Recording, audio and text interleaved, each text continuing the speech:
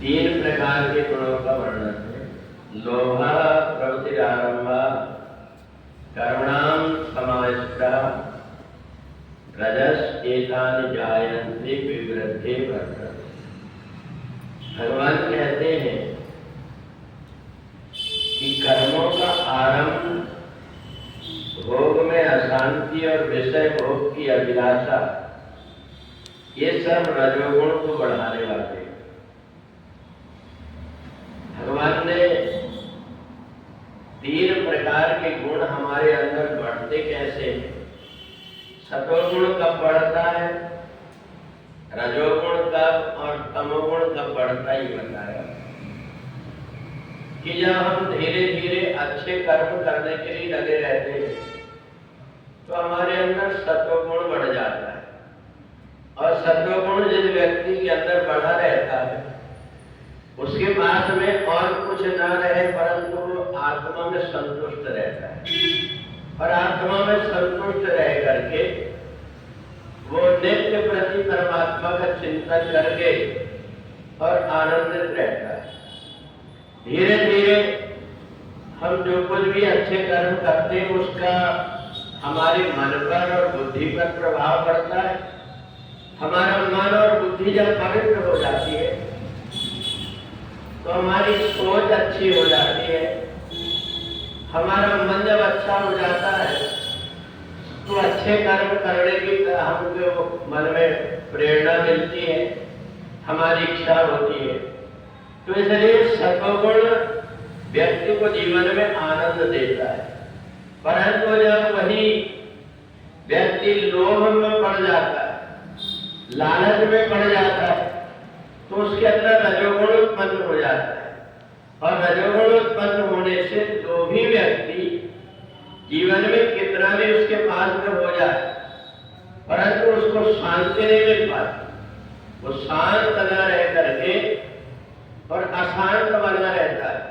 उसके मन में ये लगता है मेरे पास इतना है, इतना और मेरे पास में हो जाए। ये इच्छा रात दिन बनी रहती है। रात में सोता है तो उसको नींद नहीं आती, दिन में इसी चिंता में खोया रहता है।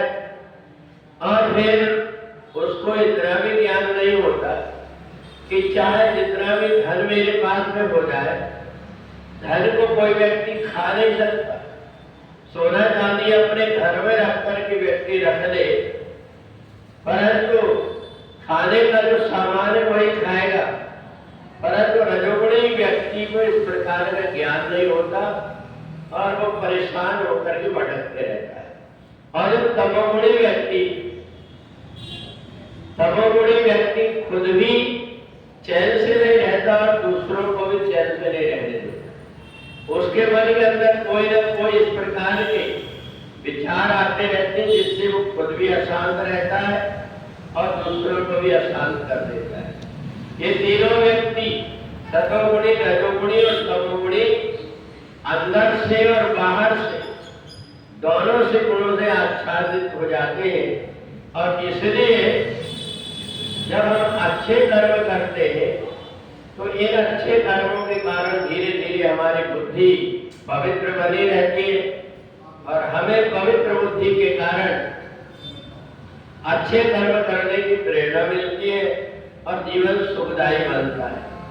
तो इसलिए भक्ति योग में भगवान ने भक्ति के बाद में अर्जुन को शरीर के विषय में बताया कि हमें अगर भक्ति करना है तो भी हमें शरीर की आवश्यकता होती है। अगर हमारा शरीर नहीं तो भक्ति नहीं हो पाएगी। इसलिए भक्ति उतनी ही ठीक रहती है जिसमें शरीर का भी ध्यान रहे। हम व्रत और उपवास भी उतना ही करें जितनी हमारे अंदर सामर्थ्य है, क्योंकि बिना शरीर के साधना नहीं हो सकती। और शरीर जब नष्ट हो जाता है तो हम कुछ भी करने में सक्षम नहीं रहते। इसलिए पहले शरीर को ध्यान में रख करके अपनी सामर्थ्य के अनुसार जो व्यक्ति कर्म करता है उसके जीवन में उसी प्रकार के गुण पनपने लगते हैं। और जब गुण सतोगुण, रजोगुण, तमोगुण तीनों गुणों से व्यक्ति जब अतीत हो जाता है, सत्कर्म करते करते उसको ज्ञान हो जाता है कि जितने भी कर्म ये बंधन में डालने वाले हैं, इसलिए मैं जो कुछ भी कर्म करता हूँ इन कर्मों से मेरे को ऊपर उठना है, ऐसा मान करके जो कुछ भी कर्म करता है वो कृष्ण अर्पण कर देता है। तब जाकर के वो गुणातीत हो जाता है और गुणातीत व्यक्ति जन्म और मरण के बंधन से मुक्त हो जाता है। बोले वृंदावन बिहारी लाल।